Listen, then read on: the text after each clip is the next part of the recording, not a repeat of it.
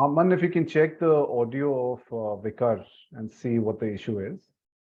Maybe you can quickly go and, because it's very hard to understand. I think we already have participants. We have, I think they're joining in now. So, we should start in another couple of minutes.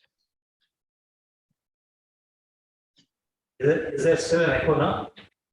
There is an echo. There is still an echo. I think maybe next time, can we do it in our event room?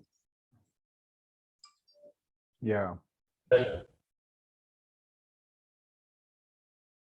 Hari? No. We could consider doing our Yeah, event. we can do it in WebEx. Yeah. Okay, I think we are good to go. So I think we can start now. It's exactly 6:30. So, I'll start. So let me extend a very warm welcome to all of you who join us today for this very interesting session on business analytics, its importance in the context of a, master's in business administration, for that matter, any degree in business administration. My name is Mayank Dhondial, and I'm a professor and dean at Jindal Global Business School. I'm being joined by a distinguished panel from IBM. I'm being joined by Mr. Vitthal Magyalkar, who's the Program Director, IBM Innovation Center for Education. Then Mr. Hari Ramasubramaniam, who's the Leader of Business Development and Academia Relationships, South Asia. Mr. Vikaruddin Surki, who's the Delivery Head of the IBM Innovation Center for Education. Then Mr. Sanjeev Mehta, who's the Advisor and Head Program Development.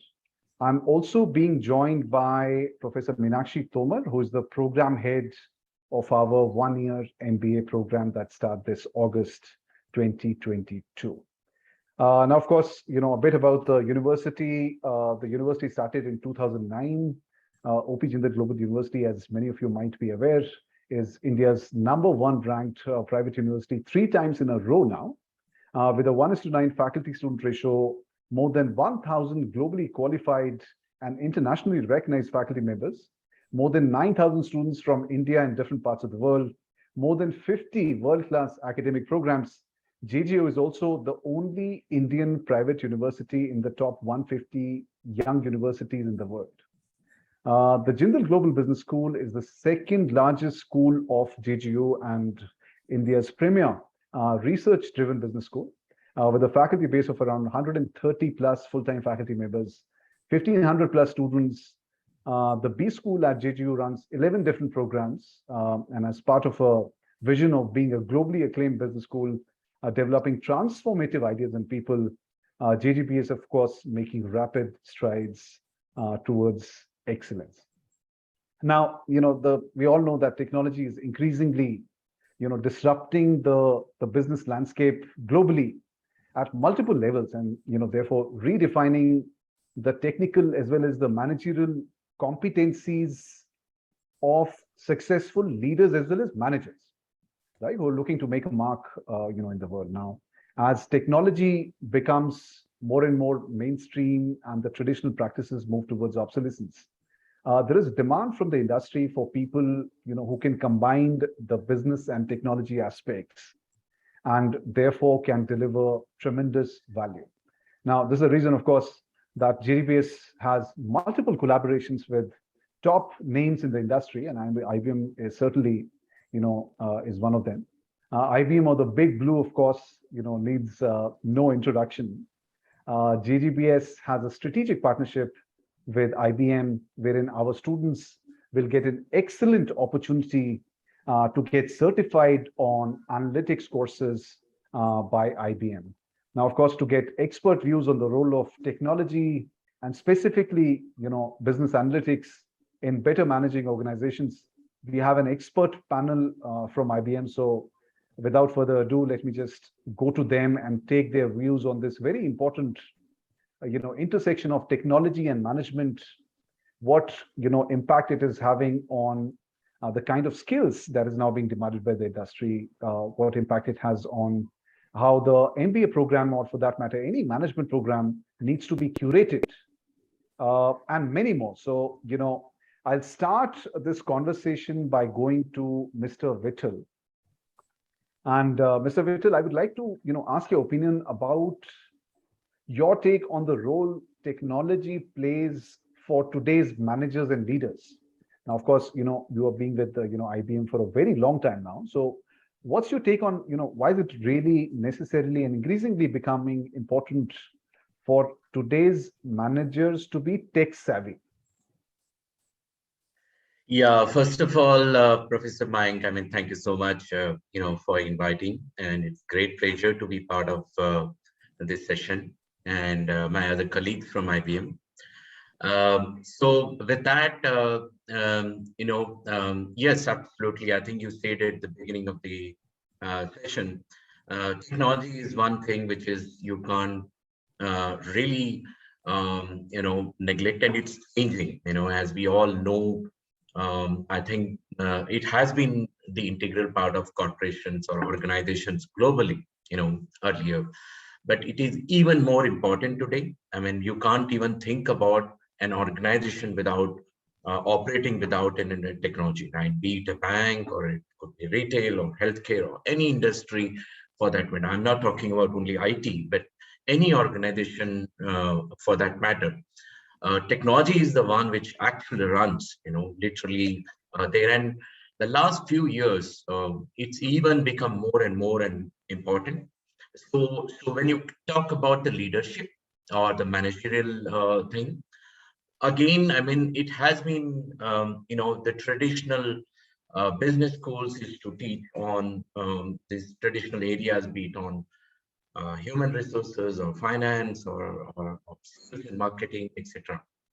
While these have been there, which actually cuts into the cross-industry function, I mean, there, technology has been key part. I mean, I'm not going to get into too much detail, be it in finance. Let's say I want to know if I'm a finance head or working in a finance organization, I would like to know, have insights in my business, be it into sales or marketing. Example, it could be how is my health of the organization from a financial point of view, how is my cash flow.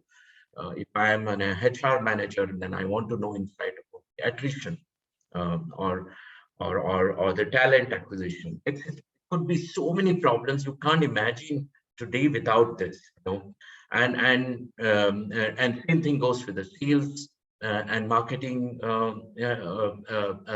professionals, leadership, or a business head. Obviously, I can't take any decision, any business decision, without having insights into the organization. Okay, so we'll go into more into detail when I talk about insights, which is primarily where the analytics plays a role for me to take a decision.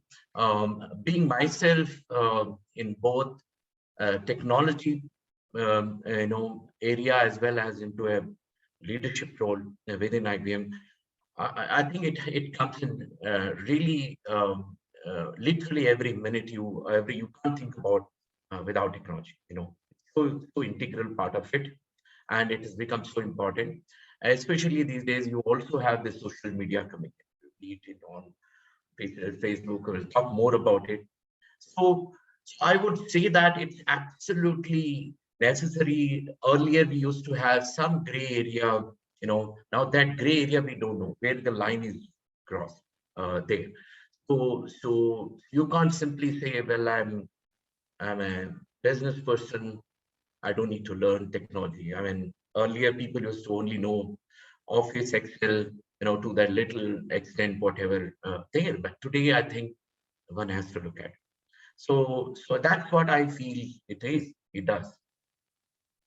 Thank you, Mr. Vittal. Now let me go over to Mr. Hari. And I just wanted to take your views, Mr. Hari, that traditionally, I mean, if you look at the MBA degree, it's used, normally seen as a degree wherein you can upskill and get a better career trajectory. Of course, by getting the requisite skills. Now, of course, with changing times, with technology becoming more and more mainstream, data analytics is now a fairly well-defined area. So we have, of course, very carefully curated this one-year MBA in business analytics. So for people who come with industry experience and they want to do this management degree at the postgraduate level in business analytics or an MBA in business analytics, how do you think it can help them, better achieve their career goals? What are the skills, they can help cultivate so that, they have a better career trajectory? Yeah, again, good evening to everyone, all the participants here, and thank you, Dr. Mayank, for getting us here. It's been a great partnership with OP Jindal Global University and IBM coming together. You touched upon a very important area, as in MBA grads, and especially people who are working professionals, having a desire to scale up their careers to the next level. What is it that that can take them to that level, right? So I can touch upon, like, especially I think just now Vithal talked about it, saying that how technology is playing a role in every aspect of our life. Okay, and business is cannot be isolated here.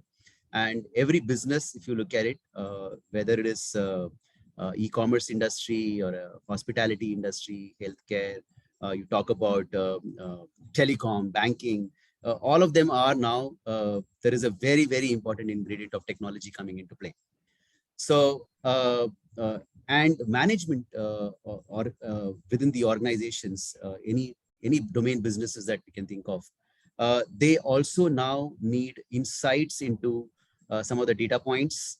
When we talk about our strategies, what exactly we want to be producing or bringing into the market, what is our competition doing, what exactly our user base are looking at. Because these days, gone are the days when I have a product and consume this. Okay, the organizations used to feel like that. Now the completely, there's a transformation.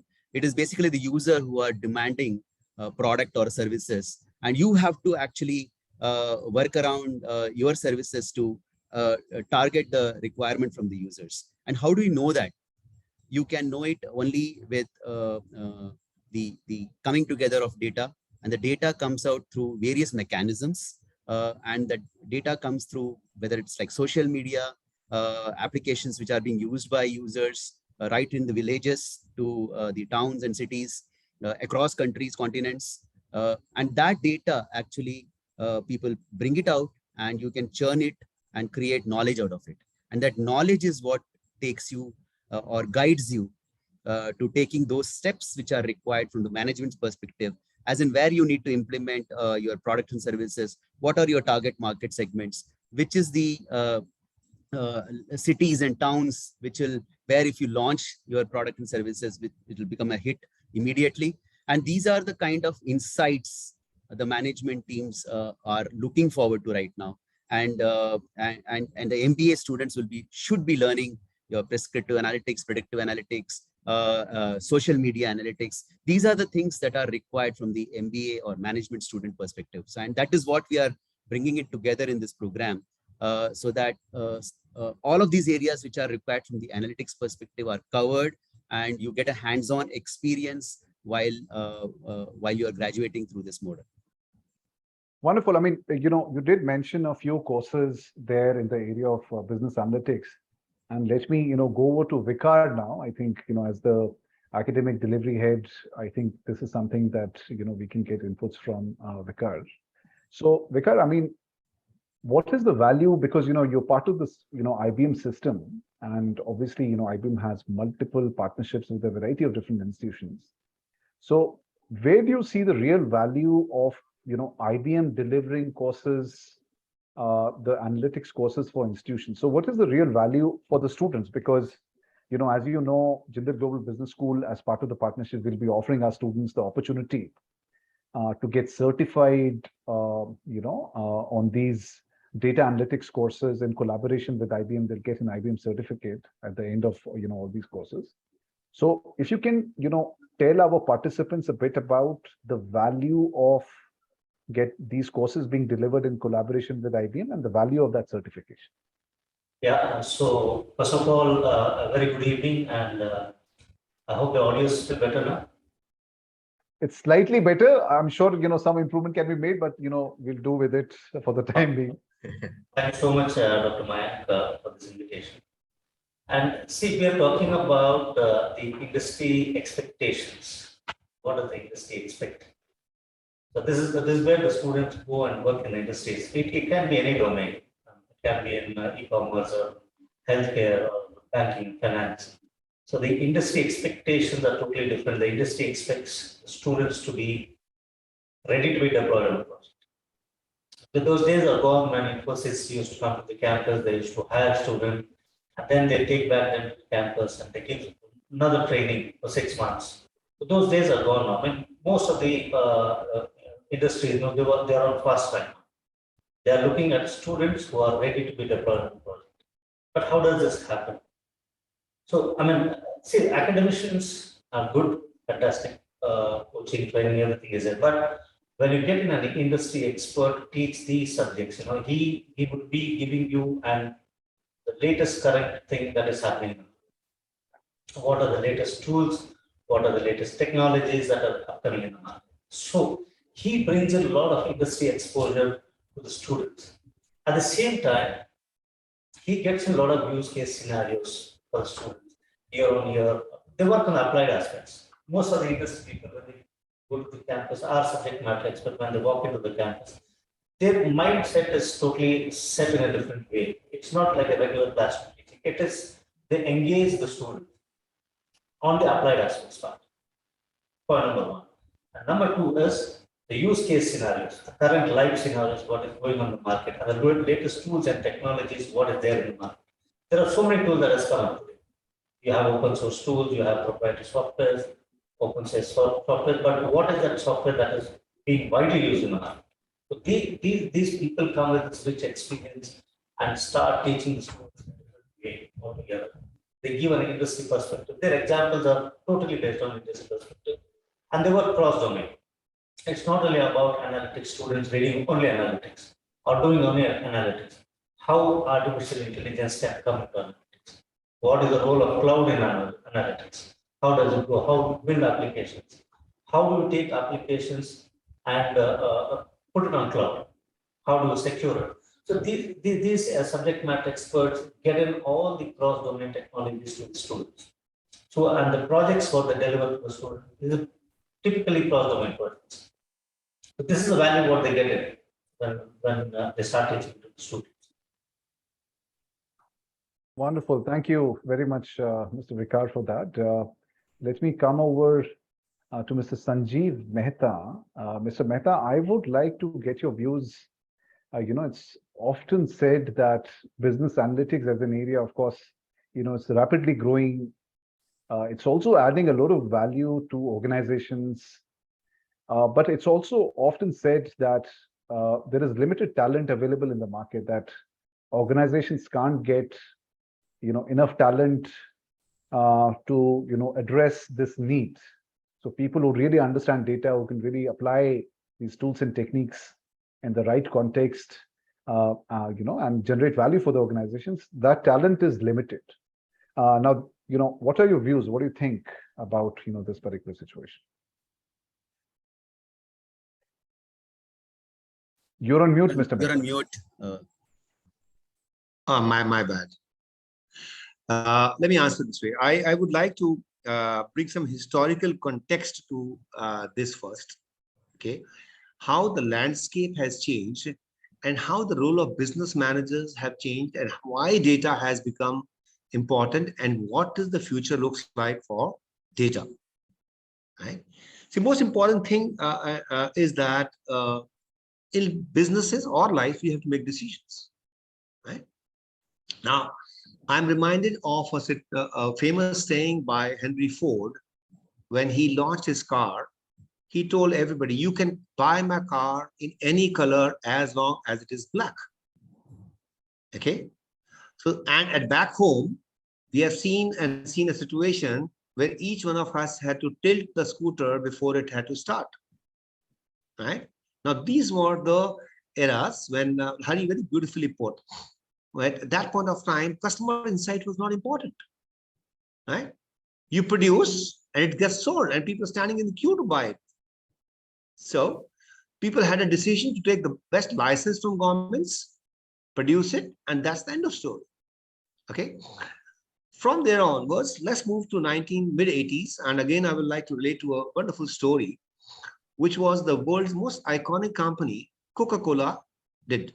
This we are talking about mid-80s, where the market research was becoming kind of mature. And like Hari said, the companies wanted insights, what new product to launch. The Coke was losing its market share to Pepsi, because Pepsi was considered as a young generation product, right? And Coke was getting associated with the older generation. And they said, hey, we need to do something. And they did a market research, and the various market insights were made available. And they launched a product called Coke Classic. I request people to go and read this wonderful story. It was the possibly most iconic marketing blunder which happened in the history of corporate world. The real Coke real story. Based on those insights, right, they launched Coke Classic, and the reaction of the customer was so bad. What Vittal talked about, sentiment analysis. Those tools are not available at that point of time. And they had to withdraw the product. And Roger Enrico, CEO of PepsiCo, he launched the same day, the next day, a famous advertisement worldwide. The other guy just blinked. And from there onwards, PepsiCo started gaining market share much more than Coke, and Coke has never been able to come back. Now, what happened here? In the Ford era, there was no need for data and insights, right? In the Coke era we talked about, there were insights available, but we had limited tools available. The data capturing was not so easy. So you had physical, traditional methods to get customer insights, and you could not get the holistic data. Now we're talking about where every touch point data is getting captured, right? You have far more insights, but the issue is you have tsunami of data. It's easy to say that you have data, and you can't take any decision without data. If the decision has to be taken, right, with so much of data around, what do? You need to be smarter. The same data is available to everybody. How does it happen? The same data available to different corporate worlds, they take different decisions because they have different people looking at that data. The same data can speak different language. That's the science. Today, it's a craft to become a data analyst. And when worldwide, okay, whether education 4.0, industry 4.0 is yet to start, the amount of data which will come our way is going to be unmanageable. In that data, you have to make sense. You have to choose. You have to understand what is signal and what is noise. It is going to become a very complex science. Fortunately, at IBM, we understand this. We were there when Ford was there. We were there when Coke was there. We're going to be there next 100 years. We've seen all that. So we understand that science very well. And we simplify it in a very simple manner for students to understand that. And I can tell you, ability to understand and decipher data, when data becomes more complex, right, is going to be rare. Today, I can tell you when, and another thing which is happening, by the way, as economy is becoming impersonal in nature, right? We all used to work from home, operate from home, etc., etc. The human touch is going. Data has become more important, right? So therefore, data analysts my prediction is that in next few years, in India and world over, a good data analyst will get auctioned. That means there'll be competitive bids for the same guy in the market because it's not going to be easy. So that's my answer to you. I know we have Vittal and Hari and Vikar and other experts in the panel. This is my prediction and my thing. So if you look at, I've taken you a journey of over last 7,500 years. That's what the future lies. I just want to come, sorry, I think a very interesting point, Mr. Mehta, I think you made, I mean, you have tsunami of data. I mean, if you talk about data, today. And data is become so much important. I mean, just going through one of the analyst paper, IDC, and if you look at since 2011, right, it's almost 10, 11 years, we have almost 45 times, 45x amount of data explosion. Where is this all data coming in? I mean, you see earlier, most of these, like, go back about 30 years back or 30 years back or 40 years back, IT was still there. Most of the data was into the systems. They were either in the mainframes or in your databases. And most of the kind of what managers or users used to use is reports, typically, which are mostly like post-mortem reports, right? So what has happened. So we started, so there were some analysis which used to be very basic. But then since then, I mean, on one side, you see data explosion, it's massive amount of explosion. And as we are talking, the data is exploding. And Mr. Mehta used word noise. I mean, you sit in a crowded place, you can't, there's so much noise all around. You can't make anything out of it. So that's where the information comes in, right?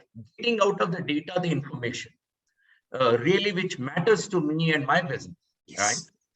And it is where there are various kinds of tools, like, for example, on prediction, you could able to go ahead and predict based on, you can model, I mean, we can say that, okay, here is my product which I've launched, okay, and here is the way my sales graph is all about.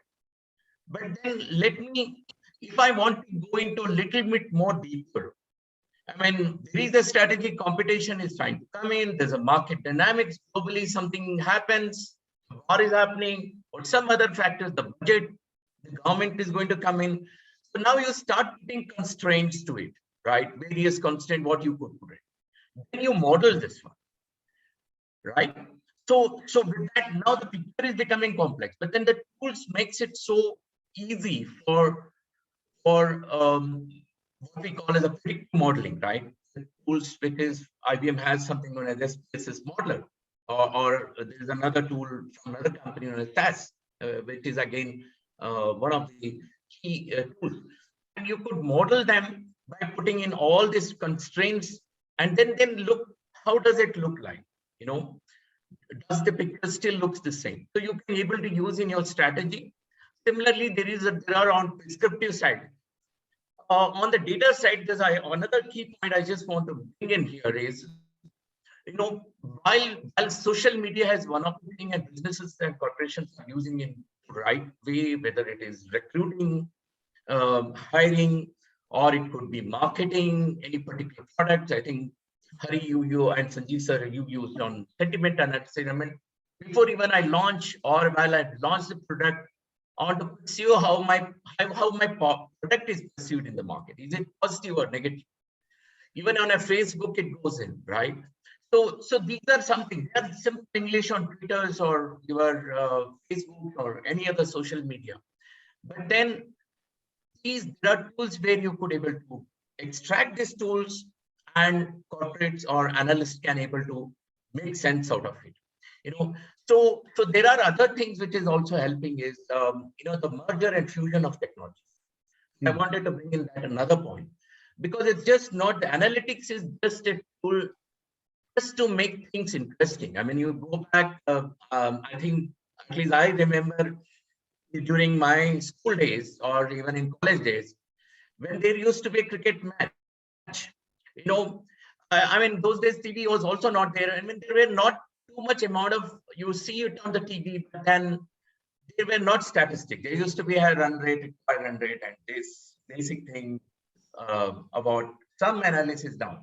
But today, you see, before the start of the match, post the match, or during the match, you see so much analysis. Every player, you find that strengths, weaknesses, what kind of ball or weaknesses. I was just reading the test match in England. So there was one batsman, who's on all the short balls. It is his weakness, and then the coach on the other side, which is the England coach, and he immediately identified. And unfortunately, India lost the match, and in both the matches, this player actually scored very less. So we use it for good advantage by making use of this data and analysis going through. So there are tools like IoT, which are sensors. You see this data is all in the air. So now that is going to add up. It's just not the social media and everything else. So I feel it makes even more sense with the explosion of data, which is all coming in. Makes sense, analytics with various things. Sorry, I just May I add one more thing? Yeah, please do. Yeah, I would like to bring to everybody's knowledge about one particular thing. The recent, the Corona pandemic. Okay, Corona pandemic was all about using data analytics. Let me put my information more clearer to everybody. A typical drug discovery takes about 10 to 20 years, right? Today, and we can proud to say that the amount of data which was getting collected globally, right? What are the symptoms? What are the causes? What are the prognosis? What are the diagnosis, etc., was so humongously big, and IBM was a prime leader to provide high performance computing power to the scientists world over to make sure a drug which takes 10, 20 years to deliver was delivered in 2 years, right? What are you doing? Scientists requires accurate information. Now, this is one extreme example. Other simple example for the sports lover, Super Bowl has been doing it for quite many years. In IPL options, every player's data analytics, etc., and that's why you suddenly find an unknown player in our mind, okay, gets sold for a few crores, and Suresh Raina remains unsold because somebody's got insights on that which we don't have access to, right? So data is becoming very extremely powerful, whether drug discovery, whether making basic decisions in life. It's going to become more complex because data is going to become more complex. Data today we are seeing only, as Mr. Vittal said, 25x. It will become 500x now. So that's, sorry for longer answer, but these are ground realities, friendship. And I hope people are able to relate to this. Yeah, wonderful. I think excellent point of views. Just a related question to in fact all four of you, whoever would like to answer. So if you talk about, Mr. Vittal talked about insights, right? And obviously, organizations are looking for the right set of people, who can give relevant insights, because the difference between data and information is precisely that. Somebody needs to, take out the noise and try to see what data is actually relevant for them and try to convert that information into actionable insights. I think, that entire process, because even though, the business analytics as an area, there is a lot of press about it, it's a lot in the media. I think the right set of people, who can create those insights, I think, it's very limited, even though there are many people with the right set of degrees and all of that. So I'm just, curious to get your views as to, for such people who can create those insights, is it only technical skills, or are there any other skills which are involved in the equation so that, they are in a position to create those insights for organizations in different verticals and in different domains? So who are the people who can create those insights? What are the skill sets you're looking at?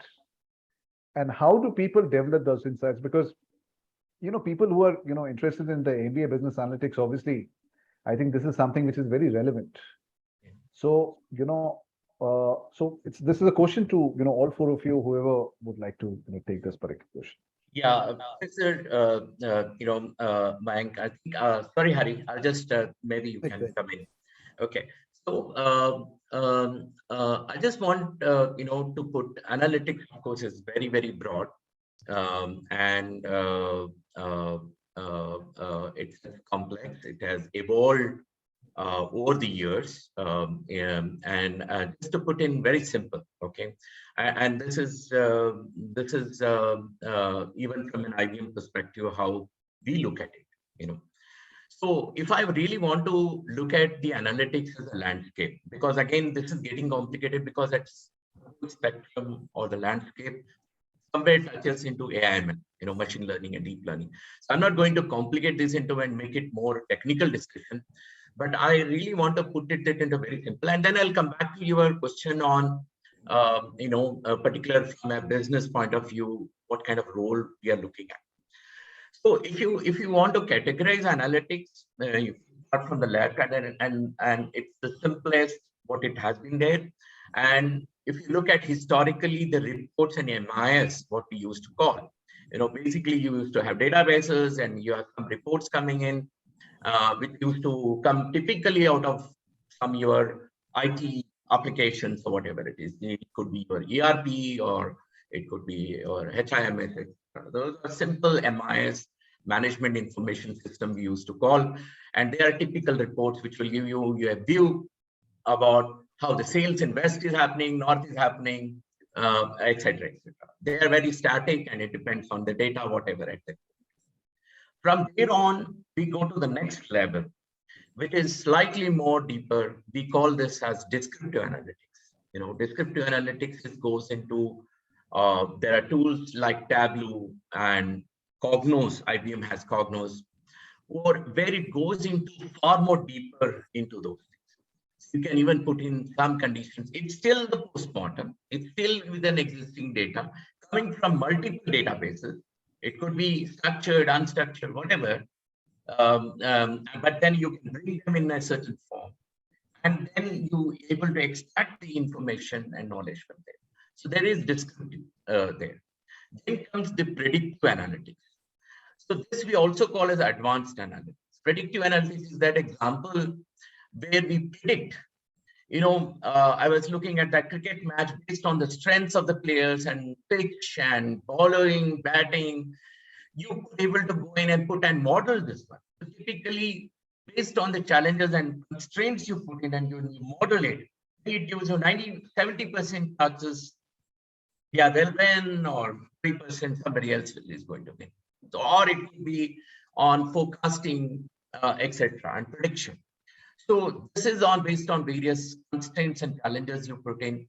So there are products like SPSS Modeler or SAS. We have also there. There are R, which is an open source. I think Vicar actually mentioned about it. So we are not talking about just IBM products. IBM, of course, is being the leader in analytics for many years in terms of the breadth of the solutions what we put into. So that's on the predictive. Then we do have the descriptive analytics. This comes in on algorithms, goes in furthermore complex and mathematical modeling and complexity, where let's say we talk about supply chain optimization, right? Where we have logistics, you know, we have tools like iLog, which is our Simplex we call, which help in a lot of more, we call this descriptive analytics. So it goes in furthermore. And finally, we do have now what we call as a cognitive analytics. Okay, so it goes in. Now this spectrum will go in, you go in further with these algorithms, you go into AIML, machine learning, the algorithms. I'm just trying to put it into, not going, because many times business analytics, people also call as data analytics. Someone else will also call as data science as well. So sometimes it's very confusing. What is business analytics? What is data analytics? What is data science? So it does happen because it's a spectrum, and it goes into more on when we talk related to business. Yes, we have, and we can always cross. There's always some amount of overlap, but it's a spectrum which is going in. Now, coming back to your second question, I think which is where you mentioned in terms of roles, the tools, whatever I'm mentioning on Cognos, is one doesn't need to know too much into technical knowledge. You know, there are user level. Most of it, like in SPSS Modeler, it is mostly done. And today you see most of the business schools across the globe. I mean, analytics is now become part of. You know, it's become very common. No, it is. There is nothing like earlier we found in few years back. So these are mostly at modeling level. It's not like that I need to have a coding or programming language. I need to know, etc. But a lot of these tools are like even on SPSS modeler. Maybe you could able to model. When I say model, basically you will have a canvas and you put in your whole charts and constraints and challenges there. So there are obviously I'm not saying you need to know a little bit, but not to the level of coding. That there are certain tools like R which require some scripting, but there are other tools where it is more at modeling level and those things.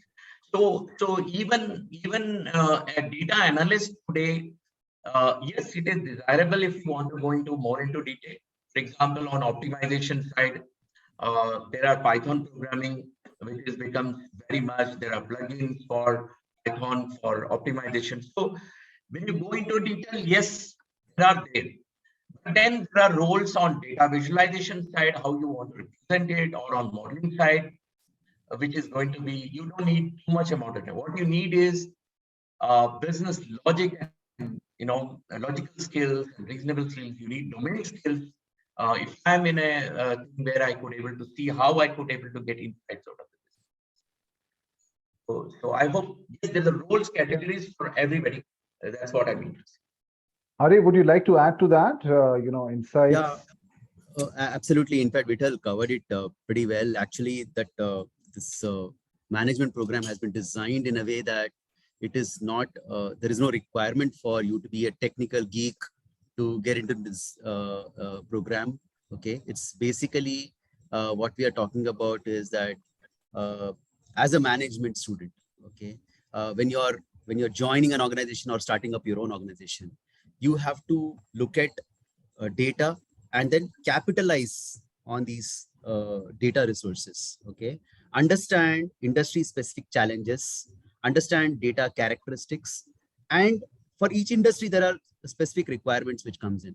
Okay, and then match the market requirement and customize your solutions and capabilities. That is what we are trying to communicate here, and that is what these tools and technologies do for you. Okay, and what we do, as Vikar pointed out, projects, the capstone projects which are there. There are 2 capstone projects that we cover as part of the program, which actually helps you in applying your learnings into a domain-specific business examples. Okay, you will have a project which will be specific to a particular industry. You will be applying that technology for that industry so that you understand exactly where we are, what we are learning and why we are learning and how it can be put to use. Right. Let me try to bring in Professor Meenakshi. She's the program head, and she also wanted to ask a few questions. So I'll hand it over to Professor Meenakshi now. Thank you so much, Professor Mayank, and thank you so much, IBM team, for shedding insightful light on many queries that the professionals are looking forward to. And believe us that this has been one of the wonderful sessions where a lot of things specifically with respect to disciplines and curriculum got clarified. And of course, the action learning project that Mr. Hari touched upon. My question to you is that when a young early career stage professional walks into an interview room today, what are the analytical skills that you see specifically when they do not probably hail from management background right from initial stage? They could be technology, BTech, or they could just be from arts and humanities, but now they do believe that they must explore analytics as it definitely promises future. And definitely need to quote Mr. Sanjeev Mehta, who just said that fetching data analytics will not be easy by the corporates in the future. So in context to that, I would definitely like to hear your views. Somebody has to go there. Yeah, First basically, one thing, sorry. Please go ahead. Build a base. You know what Mr. Vittal and Mr. Hari mentioned. Let's not scare away the people that it's a techie course. It's not a techie course, right? Ultimately, we use Mr. Vittal used the word business logic. right?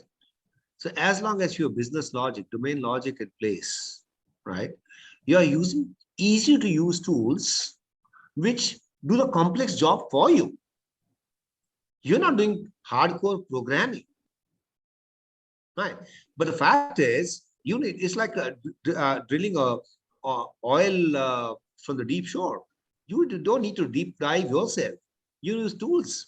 Now, these are complex tools which are available, which have been based on certain years of research. Those tools are available to you. So I would say that any person who has professional or otherwise business logic in place, exposure, right, should be able to comprehend this and take it forward. That's my simplest and the simplest basic thing. Over to you, Hari and Vithal, you are far more experts in this. Yeah, basically, I just wanted to share a particular view here. Okay, we are all of us, we have been there for more than 3 decades, 4 decades in the industry right now, and we all are aware how skills are important. Okay, especially when you are looking at growing your career within an organization, skills comes in very, very handy. Okay, if you don't upgrade your skills, if you don't update yourself in what is happening in the industry, it will be very unfortunate that you may not be there in the growth positions, right? I can take an example here again. Sanjeev ji actually brought in a lot of examples. Kodak was an organization which was into cameras in the 80s and 90s, and they were ruling the world. Okay, they were like having almost like 90% share of the world of cameras and film reels. Now, they did not want to change. There was things which are happening across the industry. There were new technical emergence of tools happening, digital cameras coming in. But they said, look, these things will come and go, but I will not change. Okay, I will not update myself. I will not upgrade myself.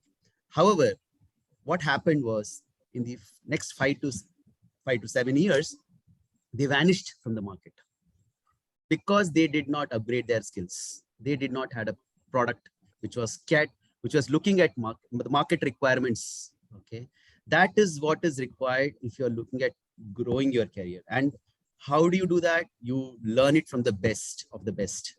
Okay, OP Jindal Global University has a global brand. It has a global value. IBM brings in that international global technical capabilities to the table. And that is the best combination that can bring to you the knowledge warehouse, if I may say so. So that is what I would leave the thought as in, this is required from the industry. You can grow and search across the different search engines which are available. Why data scientists are required, what are their roles, what kind of packages they are getting if they have those skills. That is one data point. But then how do you acquire those skills, and what is the format in which you acquire that skill? And what is the requirement from that? It's not a short program that we are running. We are actually a comprehensive program we are running so that you acquire the required skills, which is required for a data scientist in the market, and learn from the best is what I would leave it. No, I think it's a very important point you raised, Mr. Hari. In fact, other than Kodak, there is also a case of Nokia, which was, and in my strategy classes, that's an example that I often quote. I mean, when I was in college, Nokia used to rule the roost. I mean, Nokia was it, right? I mean, Nokia was the #1 phone in the business category. There was BlackBerry. I don't know. Probably, the students, whether they recognize the brand or not, I'm sure we all do. Yeah. And how, the new innovation started by Apple completely changed the landscape. True. So that the overall #1 player in the phone business, Nokia, and the #1 player in the business, segment, BlackBerry, I think both of them almost vanished, right? Vanished. So I think change is the only constant, and I totally agree. I think it's a very valid point that you raised that, basis the insights that you get, I think the organizations needs to change. And I think the other point, of course, is that the candidates also need to upskill themselves, because whether they like it or not, I think, this change is already, happening at a very, massive pace. And therefore, this is something that, the candidate should certainly imbibe. Business analytics specifically, but, on more general scale, I think technology is also something which is, extremely important. So I would, quickly go to Mr. Vikas. I think his microphone is not, up to the mark, but I would certainly, ask him to let our participants know about, how this partnership works in reality. So, of course, Jindal Global Business School has a partnership with IBM. So when you talk about all these, courses which come as part of the package, of course, as Mr. Hari was saying and Mr. Vittal was saying, it provides a career pathway. I think, it should be seen as a collection of different courses, which provides, it's a complete package, in itself. So how is these courses, actually delivered? And maybe if you can talk a bit about after that, about the industry projects and, what are the major points about it, how it gets delivered, and what's the value add, for the participants? So, firstly, when there is Oh, collaboration wow, the audio is much better. I don't know. Very good. Thank This is a miracle that has happened. Yeah. So One more, when there's a collaboration, the first and foremost thing is identifying the right subjects for this for the domain or specialization whatever it has been chosen, and these subjects are identified by the subject matter experts and very carefully designed, which meets the industry expectations. So these courses are designed, and see, if you look at the course structures, most of course structures, they all talk about the latest technology that is being used in the market, and apart from this, the applied aspects. So each and every course that is designed in IBM, it's thoroughly, monitored by the subject matter experts, and each and every lab exercises, or if you're talking about the upcoming courses also, so each and every course has a prerequisite. So we meet those things. So our subject matter experts come to the campus. The first and foremost thing is they deliver this lectures to the faculties, who in turn teach the students as well. But apart from this, our subject matter experts even come to the campus and deliver guest lectures to the students as well. And not only that, even the students, once they enroll into this program, they already get registered on the portal as well, on our LMS as well. So we give them login credentials. The students can access our course material 24/7. And apart from this, these subject matter experts whom I'm talking about, they are the mentors on the portal. They become the mentors on the portal, and we provide a platform for these students to connect to the subject matter experts at any point of time. Not only that, apart from this, we at regular intervals, our subject matter experts will be connecting to the students online, offline, via in the form of guest lectures. And apart from this, we have each and every year the student gets projects to work on, use case scenarios. Sometimes if the students are good enough, we monitor the students. If the students are good enough, we take the students to work on the live projects in IBM. These things have happened earlier too. I have taken many students, and there are many students from other universities who are working on live projects with our project leads. So if the student we come across these students, right, we were discussing about starting the technical workshop. We were discussing about the technical workshop today, this morning. So very interestingly, Mr. Hari was pointing about how do we give a project on a Python program. There are around nearly 15 to 20 students who are working on a live project right now in IBM, only for Python. I'm not talking about data warehousing, data mining, Cognizer. I'm just leaving that apart. I'm just talking about the first subject. This is the level of understanding what our subject matter experts get into the campus. Apart from this, we conduct multiple events at the campus in the form of, let me say, there's something called as Ibm Ice Day. This is very dedicated to the students. So what we have, generally, we have the poster competitions, we have the technical paper presentations, we have the hackathon, we have the project presentations. So all these events are being presented to the students in the campus. These are the things, I mean, I'm not talking about the classroom lectures, those are totally different. And these are apart from the classroom things, the events, what we conduct, how do we make the students industry ready? Your presentation skills comes into picture, your communication skills, your listening skills, all these things are related to this. And projects, when I talk about the projects, these projects are almost close to live projects, what are being given to the students. And we form a group of say 2 or 3 students, form a group and work on this project. And these projects are, we give options to the students. For example, there are around 10 groups. We give 15 projects, 15 problem statements. We give an opportunity to the students to pick a project of his or her choice. And if you look at the project, these projects are, of course, these are related to the topic what has been taught. Apart from that, I'm talking about the cross-domain projects that the students will be able to work on. I may give a business analytics project. I may tell them to grab data and pick data, fetch data, and go and build an application. But that's not enough. You need to add more skills. I go and tell them, okay, do something on machine learning. Half of your machine learning is about analytics. I tell them, okay, you have built an application. Now tell them, okay, deploy it on cloud. So these are the other types of projects what we get into the campus. And apart from this, I pick the students. I take the students to other campuses. If the students are good enough, there's a hackathon challenge what we come across every year. There's a call for code challenge that we come across every year. Very recently, just last month, we conducted a call for code. It was a national, national event. So our students from other universities participated in that. And it was a fantastic learning for the students. I mean, all the students, they got participation certificates, some of them won cash award, but in the problem statements what were given, these are live problem statements. That's an excellent. So you're saying that as part of this collaboration, students will get an opportunity also to work on live projects with IBM professionals. Yes, the students are working now.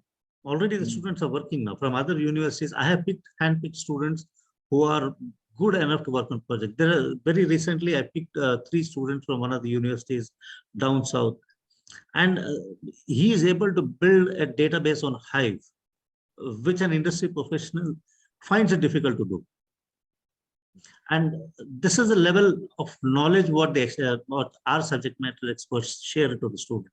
And these students are working live with my project lead currently now. They were just taken into this project just 3 or 4 days back. Right. And students, it's up to the student to skill up, show his skills, talent, and we are up there. We are ready for the students. And after the students complete all the courses, they get a a certificate from IBM certifying that they have done all these courses. Yeah, I'll come back to this certificate. Once the criteria is met, and once they have worked on the projects, and once they have cleared all the subjects, IBM gives them a certificate, which is recognized globally. I'll tell you something about the certificate. One of the universities in the Western region. I mean, he wanted to do masters, something abroad. He wanted to go abroad. I mean, he was explaining me how this certificate or badge was useful for him and to going there, because this is recognized globally, 150 across 150 countries.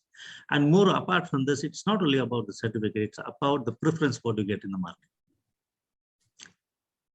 So when you learn an ordinary computer science subjects versus when you learn a technology-based subjects that is coming from an industry, there is a lot of preference for the student. So wonderful. We are almost, at the end of the conversation. So we'll have to wrap up, although, I would have loved to, continue this conversation. So I'll just quickly go to Professor Meenakshi, if she has any, further questions to ask, given the very limited time that we have now. Yes, I would just like to ask one last question to Mr. Hari. There is 1 year program in MBA accepted and recognized by the industry, given the comprehensive curriculum that the professionals go through. Oh, absolutely, Dr. Meenakshi. The thing is that what the industry looks at right now is the skill set. Okay, what exactly are you bringing into the table is what is looked at, and not the duration of the program is never looked at. Okay, basically the skill set that you're bringing in, and from where have you got this skill set is also important. So the source of the skill set. So there is a lot of recognition because of the because how do I put to use my resources is what is looked at from the project management side, or from the chairman or the board of governance perspective. If I have a resource which is joining my organization, can I have a ROI from this resource, right? And if I have to have an ROI, there has to be skill set in that particular resource. And that is exactly what we are trying to bring in through this program. Not just technology knowledge, we are also bringing in the application of that technology knowledge for our students. And through the partnership, it's a golden partnership, I would say, with the OPJ as well as IBM coming together. I would like to join this program as well. That's how it is, because it's built so very well, designed so very well, that people should be taking it as a very positive thing. Yes. Thank you so much for answering this well sought question, sir. Over to you, Professor Mayank. Thank you very much for that. As I said, I would have loved to continue this conversation given the very interesting, people we have, experienced people we have from the industry. But I'm afraid we'll have to cut it short given the fact that we are almost at the end of our time. So let me take this opportunity to thank the distinguished panel members from IBM, Mr. Vittal, Mr. Hari, Mr. Vikaruddin, and Mr. Sanjeev. Also, my colleague, Professor Meenakshi. Of course, all the participants who have taken time out to join this conversation. I'm sure that this was helpful for them to better understand how analytics adds value to the MBA participants in general, and of course for any people or any person interested in the data sciences industry in general. On that note, thank you very much everyone for joining this session. Thank you so much. We'll end the conversation here. Thank you. Thanks. Thank you, everyone. Take care. Thank you very much. Bye. Thanks. Bye-bye. Thank you. Thank you. Thank you for organizing this session. Thank you. Thank you.